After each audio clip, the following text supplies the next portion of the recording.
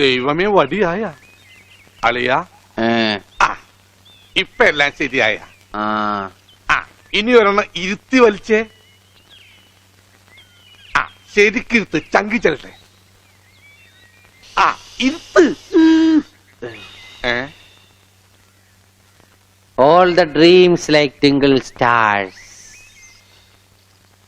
The tingle stars like glowing gems. എപ്പോ But the gems are floating like gems and sperms.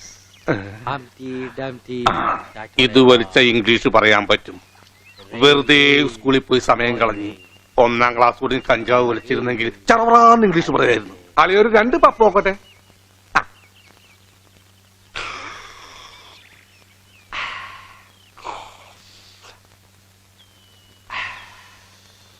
Hi, beautiful people.